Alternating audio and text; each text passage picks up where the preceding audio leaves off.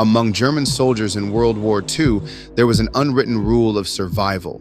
They said if you fought the British, you prepared for a textbook defense. If you fought the French, you braced for a stubborn hold. But if you encountered the Americans, you prayed to God they didn't see you. Because if they did, an entire artillery regiment would erase your grid square before you could even run. However, early in the war, official German propaganda painted a very specific picture of the American soldier. Americans were portrayed as soft, undisciplined, and as part of a nation too obsessed with money to ever become a serious fighting force. But by 1944, German soldiers on the Western Front were encountering something very different.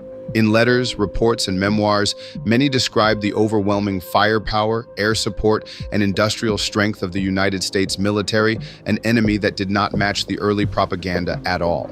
So why did many German soldiers on the Western Front come to view the Americans so differently than they had been led to expect? To understand why the Germans grew so terrified, we first have to look at how arrogant they were in the beginning. Before the United States officially entered the war, German officers viewed American society as a chaotic mix of factory workers, farmers, and salesmen who lacked any real military tradition. They genuinely believed that when the average American civilian was pushed into the meat grinder of modern combat, they would break under the pressure of German iron discipline. But this assumption turned out to be a massive strategic blunder. German infantry doctrine relied heavily on decentralized mission command, known as Auftragstaktik, which meant that instead of waiting around for detailed instructions from headquarters, low-level officers and squad leaders were simply given a clear goal and total freedom in how to achieve it. This made the German war machine incredibly fast, lethal, and devastatingly adaptive in the early stages of the war. However, by 1945, this exact system had blown up in their faces because Auftragstaktik had a massive, fatal flaw. The true backbone of this system were men who were trained to think like generals. And as the war dragged on, those elite veterans were killed or captured in staggering numbers.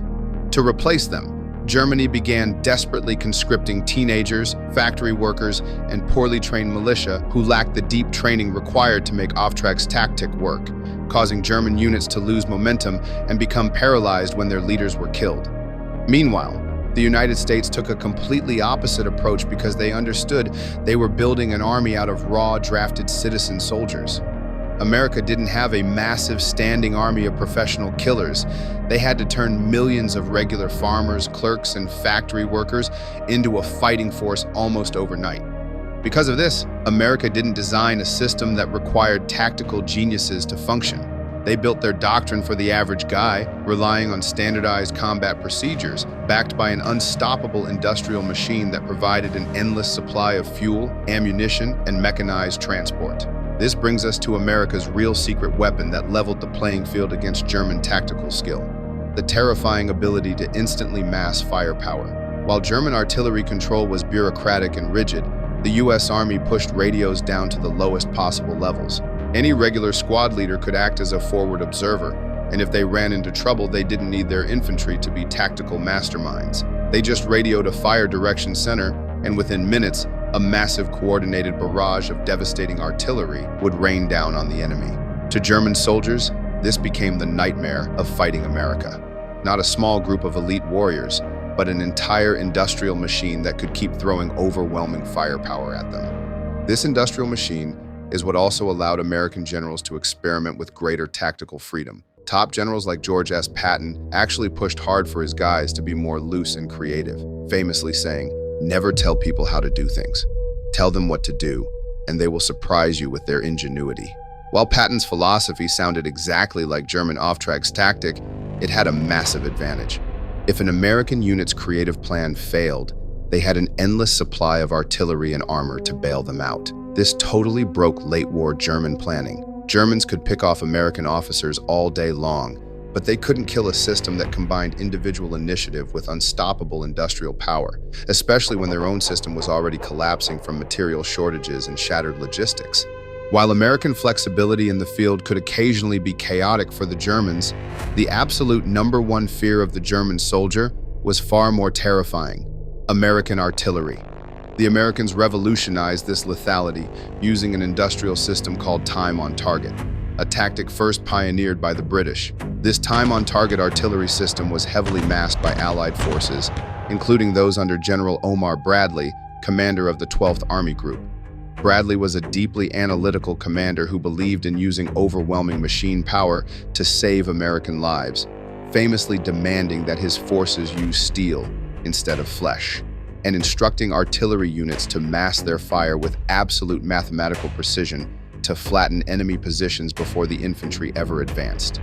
Under this doctrine, American field commanders utilized advanced fire direction centers equipped with complex mathematical charts, high-speed radio networks, and spotter planes flying overhead.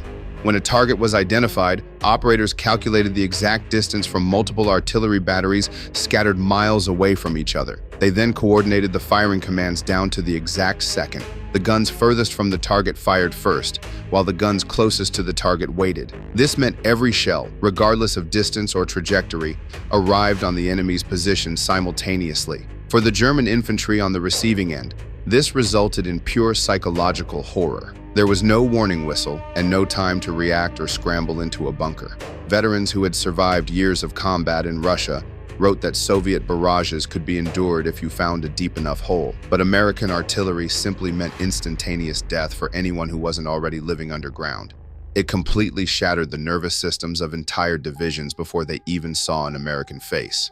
If the mathematical precision of the Allied artillery wasn't enough to break their spirit, looking up at the sky certainly finished the job. By the summer of 1944, the German Air Force, the Luftwaffe, had lost the operational skies over Western Europe. This meant that the airspace belonged entirely to the Allies, and specifically to a type of American aircraft that German soldiers came to hate above all else, the P-47 Thunderbolt.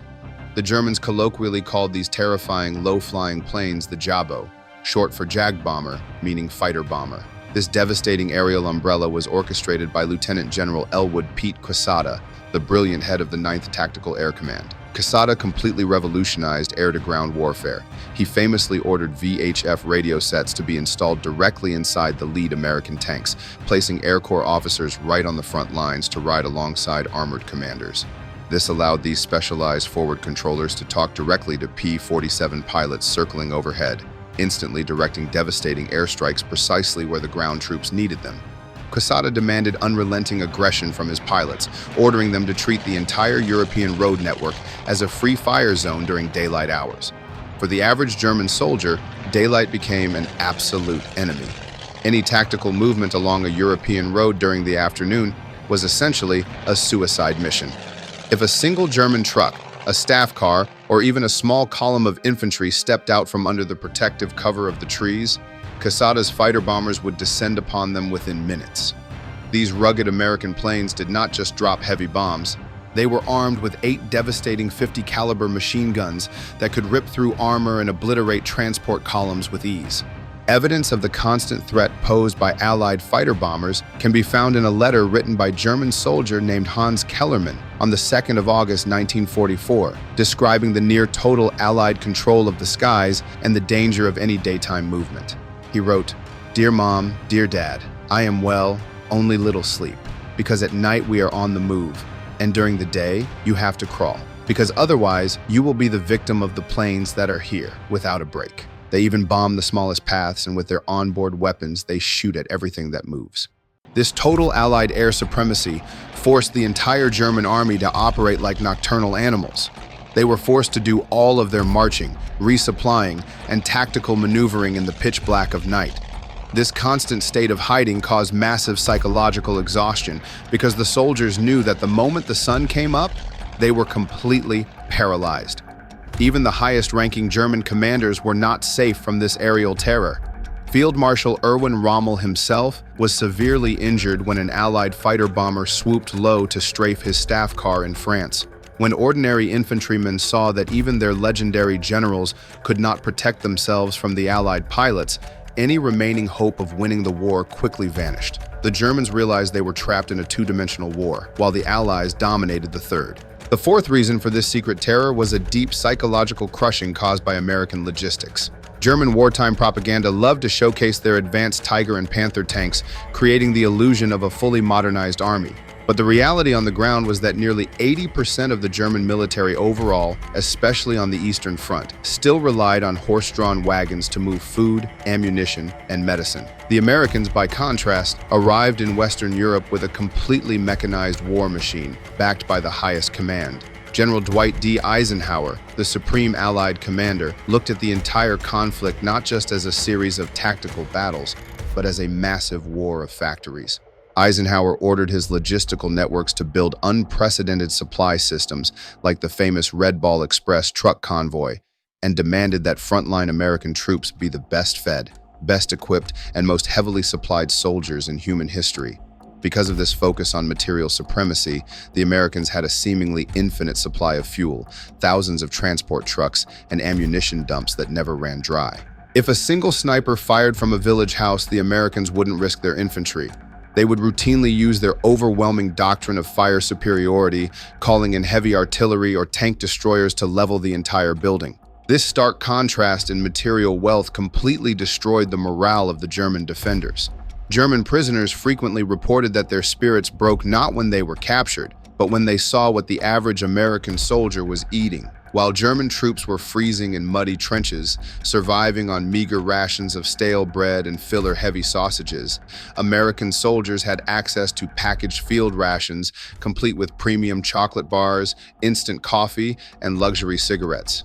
Seeing an enemy that possessed enough economic and logistical power to distribute mass-produced treats to frontline troops, while your own army was running out of basic rifle ammunition, made the German soldiers realize that their defeat was mathematically inevitable. But when we analyze the historical records, diaries, and after-action reports of the Wehrmacht, a fascinating picture emerges. The German fear of the Americans wasn't driven by a belief that individual American soldiers were genetically superior or inherently braver. Instead, they were terrified because they realized they were fighting an entire industrial system that operated with the cold, unyielding efficiency of a modern factory.